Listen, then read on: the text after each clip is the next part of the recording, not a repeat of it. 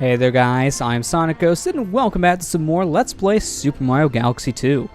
Last time we continued to explore World 5 here, and for the most part, we're done with this galaxy. We really only have one more galaxy to explore before we go to Bowser Jr.'s fortress.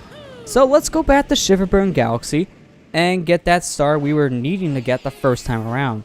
So we already entered this galaxy beforehand. We attempted to go to the Peppery Mood mission here, but we got a little bit sidetracked, so this guy's just kind of sitting here waiting for a little while. Don't worry, we're back this time around to actually take on the mission and fight him as Luigi, because Luigi here is definitely the one we want to pick. You know, bro, I need to make up for my poor performance last game. Please let me. Thank you, brother. I swear, you won't regret it this time. Time to not screw up. So let's go ahead and grab ourselves our cloud mushroom here and just make a beeline actually towards the launch star, because this time around we could just do so. We have more than enough clouds to make it, especially with Luigi, because with Luigi you can easily make this with his long jumps. They're so much higher. So there you go. Alright, to the second planetoid, making our lives a lot easier. And because we got the cloud power up, well, that was a really weird way to say cloud. The cloud power up. We can go ahead and make longer jumps because of how much more floaty we are. Sounded like I had a hairball in my throat when I tried to say cloud before. I do apologize for that. That was a little weird. Just continue on with the level, shall we? So, in this section, you have to be careful because there's going to be a lot of meteorites falling down your way. So, just be a little careful here. I want to backtrack really quick for the comment, and now we're done. Let's get out of here. Like how we flown past the first section of the level we were in. It's like we couldn't just fly over here to begin with. A little weird. So this segment of the level here can be kind of difficult to deal with at first, because if you're not careful, you're going to have meteorites falling right down your head and doing a good amount of damage to you because it's molten lava. What do you expect? So be very careful of the molten lava. And this is one of those cases where it's going to mishmash the things here, where you're going to have fire and ice being mishmashed all the time. Like right here, for example, this is a very good point to that. You need to wait for the ice crystals now to fall on the ground. It's the only way you actually traverse. Or in this case, take damage! Yep, there it is. Gotta wait for the ice crystal to come back. I'm so glad I had that life shroom in me. If I didn't have that, I would have been dead. And all just for a 1-up, too. Sometimes just getting extra life can really cost you your own. What's this Toad have to say? He looks pretty scared. We finally made it deep into enemy territory. Prince Patake is right over there. I don't know if I'm shaking because I'm cold or scared. Ugh. You know, it's probably both, knowing how the Toads are. He's probably just scared and very cold at the same time. So here's our boss. The one thing I really like about this boss's design is that, yeah, he's a prince, which is why he has the crown. But if you look at his back, he's wearing a small little cape, and it's hilarious. This giant creature just wearing a very small cape just gives a good chuckle out of me. It's pretty good. So what I like to do actually in this boss fight is I like to do some backwards ice skating. Just put a little bit of extra flair in my attacks, why don't I? Taunt the boss a little bit, and as soon as I say that, I get hit too, which is hilarious. Of course that happens to me, right? You can kind of see his little cape back there. It's easier to see when he's not looking at you, which really you only mainly see when you're first flying into the fight. But basically what you need to do here is wait for this guy to shoot some coconuts at you, and then you can just slap him back in his face. After a while, he'll actually start shooting some fire rocks and coconuts up in the air, just like he's doing now. And you have to watch the shadows to just see where they're going to fall. Well, actually, there's not very much shadows until they get closer to the ground. But there's going to be some coconuts flying in the sky. And that's what you need to do. You need to hit those back into the guy, and he's dead. Why is Luigi blue? Did he just randomly find the blue suit? This is weird. Why, Luigi? Are you getting hypothermia? Also, can you ice skate into the star, Luigi? Please. That took way too many attempts to do. It was just supposed to be a simple little jump into the star, and that took way longer than it needed. Luigi, I give you an A for effort on trying that one, but I give you an F for execution. You gotta get better at your ice skating skills. Come on, Luigi. Step it up.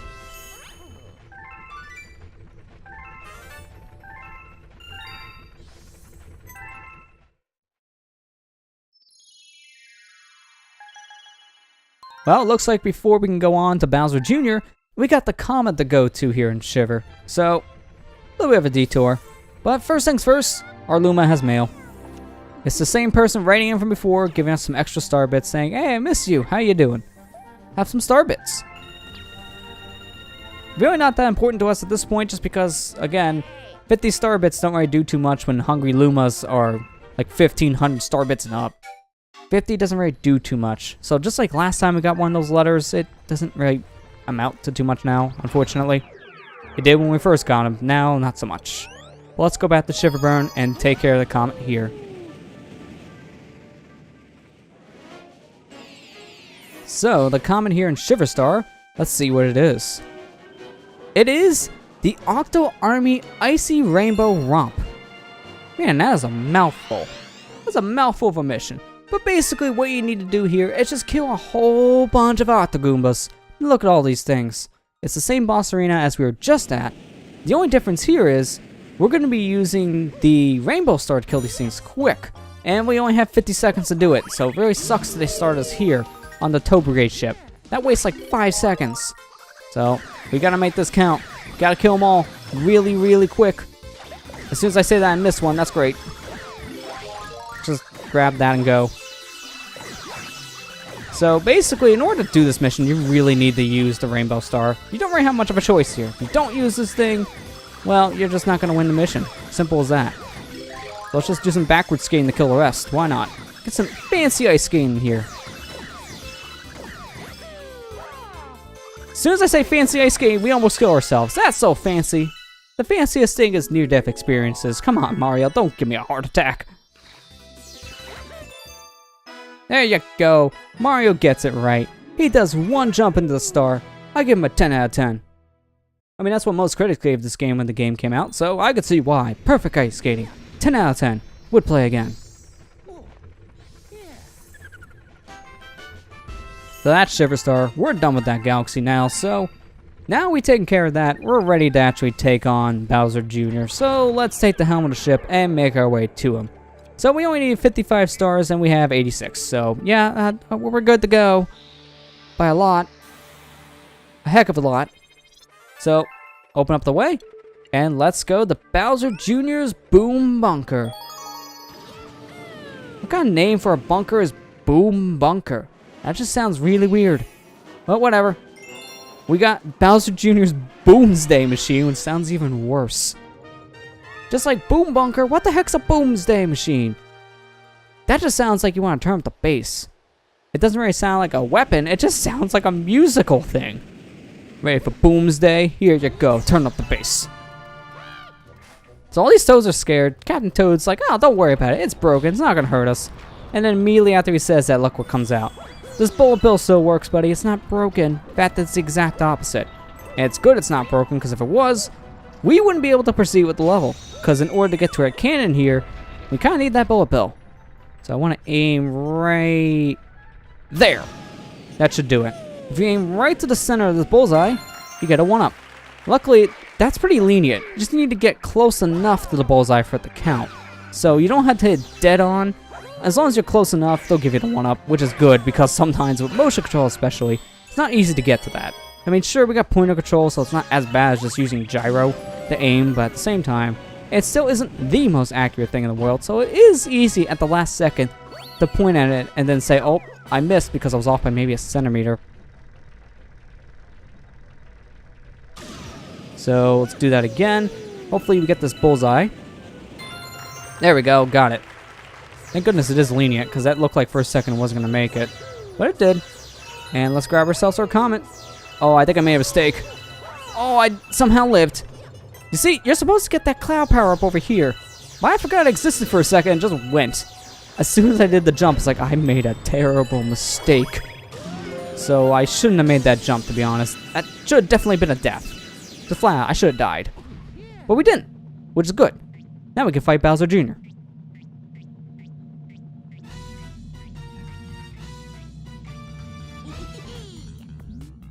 My dad's gonna get angry if I let you get in our Grand Star. Time to break out my Boomsday Machine. I'll just relax in my comfy cockpit and watch you go boom! This seriously doesn't sound that threatening. Boomsday really sounds more like a musical thing. It does not sound like death. And when he says things like, I'm gonna watch you go boom, that just sounds even worse. It doesn't sound threatening, it just sounds weird. So really all you need to do in this boss fight is with the cloud power up, you want to go ahead and jump up here, and then just smash in his cockpit using your ground pound. That's pretty much the fight. The first two portions of this isn't that bad, but after you hit Bowser Jr., he does turn on the fans which suck away all the clouds. But really all that does is make you wait around for a second, and that's it. So the first two hits are super simple because of that. You just have to wait a moment, and then you can just do the same thing you did in hit one of the fight here, and just jump your way up. That's it. But in the final hit, he changes things up, and he brings out the tank portion of this giant fortress of his. So now he'll actually be moving around, which will block up some of your little air vents, making it easier for you to traverse up, but really, it doesn't matter. There's more than enough of these air vents around that you don't have to worry. This is the part here that'll make things a little more challenging. He'll start turning back on his fans, which definitely makes things challenging. But really, I just have to be careful here. I just kind of want to take things slow, because I already knew I was going to run out of clouds to begin with, so just need to get myself another cloud. Unfortunately, there wasn't really one close by, so that kind of sucked. I was hoping there would have been one behind me, but I guess not. So I was wanting to actually get up here to begin with to grab a cloud, but because of the fans, also, I didn't realize he was going to shoot my cloud out in midair. He's never done that before in my fights. Interesting. Some good aim there, Bowser Jr., I'll give you that. Alright, so be careful on the electricity. That's really the hard part about this portion of the fight. It's all the electricity. At this point, it's also kind of annoying because his cockpit is also electrical, and if you can hit at the very top, he will shake you off, which, to be honest, that's a smart thing for him to do. If you're not in the cockpit, you can't hurt this guy. So for him to actually shake you off like that, it definitely makes this fight a lot more challenging, and also benefits Bowser Jr. So, good on you there.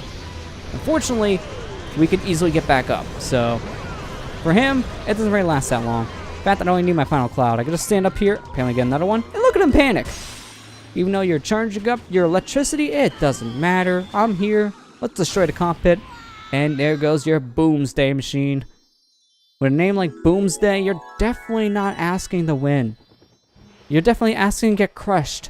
So, not surprising that was the outcome. Let's just grab our Grand Star and get out of here, shall we?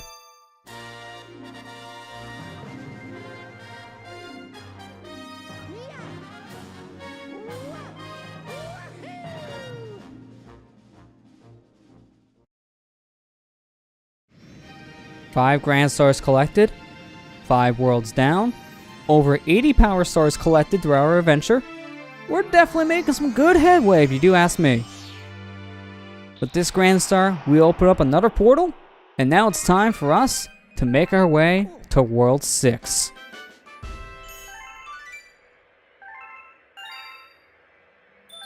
Oh, hey, would you look at that? Over 1,000 coins. Whoopee! That's the 5th Grand Star. I had a feeling you could do it. Next up is the 6th world. And you know that monster is going to put up an even stronger fight now. So let's get those Power Stars and save your special one. The big fight awaits. The helm is yours, Captain.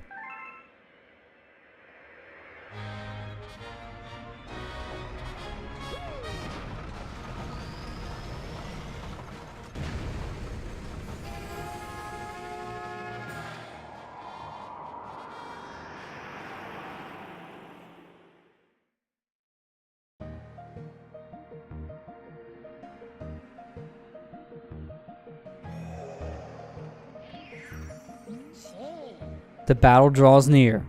Do your best, and let's get him this time. Lubba's right. The battle is close. As you can tell with this world, it's a pretty straight path to the end. But there's still a lot of hard challenges awaiting for us up ahead. But let's go back to the starship and end the episode by taking a look at a black hole. You know, we shouldn't be flying this close, Lubba. But I am the captain though, so it should be my decision to move it. Nah, we'll just leave it here. We'll be fine. Hopefully. Next time on Let's Play Super Mario Galaxy 2, we'll start exploring World 6. I'll see you guys next time.